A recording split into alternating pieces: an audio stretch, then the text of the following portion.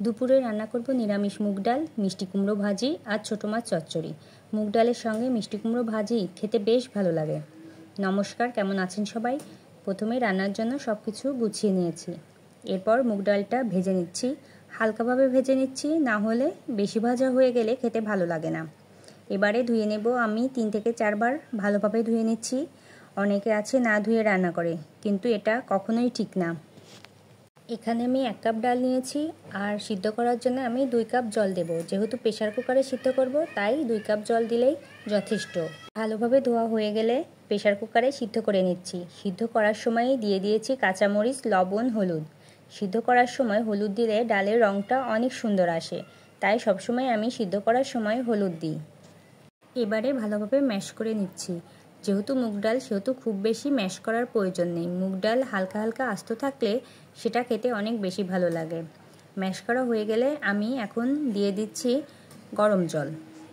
এবারে কিছু সময় ফুটাতে হবে। যে কোনো ডাল রান্নার সময় একটু বেশি টাইম ধরে ফোটালে ডালের টেস্টটা অনেক বেশি ভালো আসে।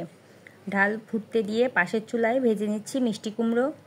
লবণ হলুদ দিয়ে আগে থেকেই মাখিয়ে রেখেছিলাম।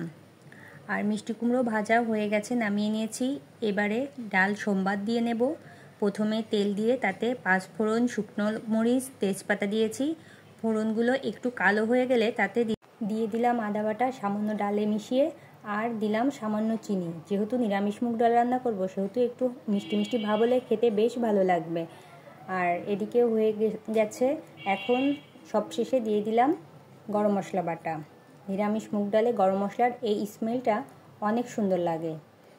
নামিয়ে নিচ্ছি। ডালের রঙটা কিন্তু বেশ সুন্দর এসেছে। আশা করি খেতেও ভালো হবে।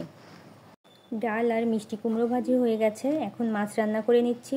মাছগুলো আগে থেকে ধুয়ে পরিষ্কার করে নিয়েছি, তারপর লবণ হলুদ মাখিয়ে ভেজে নিচ্ছি।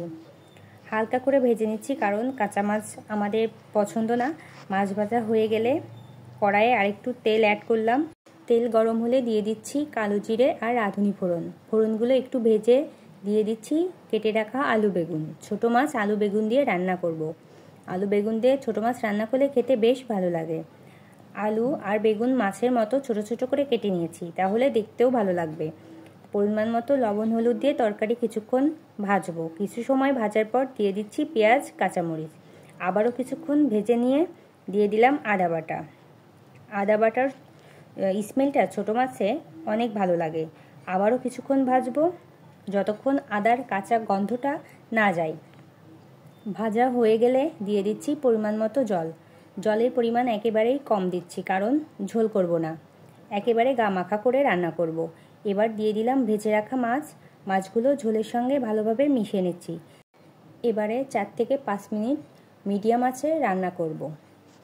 কিছুক্ষণ রান্না করার পর যখন তরকারি থেকে জল টেনে যাবে, তখন দিয়ে দিচ্ছি সামান্য চালের গুঁড়া, কারণ বললাম না গা মাখা করে রান্না করব। এবারে সব কিছু মিশিয়ে নিচ্ছি। তরকারি থেকে তেল ছেড়ে দিয়েছে, বোঝা যাচ্ছে রান্না কমপ্লিট হয়ে গেছে। এখন নামিয়ে নিচ্ছি। এরপর দুপুরের খাবার খেতে হবে। ভিডিওটি যদি ভালো লাগে অবশ্যই লাইক, কমেন্ট, শেয়ার করবেন আর সাবস্ক্রাইব করে পাশেই থাকবেন। আজকে ভিডিওটি এখানেই শেষ করছি। সবাই ভালো থাকবেন, সুস্থ থাকবেন। সবাইকে টাটা, বাই বাই।